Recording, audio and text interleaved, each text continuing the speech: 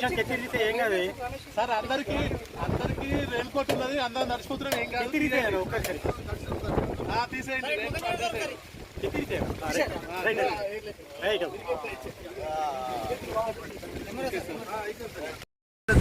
చేయండి సార్. ఈ చెత్తి పైకి చెత్తి. Okay thank you right sir.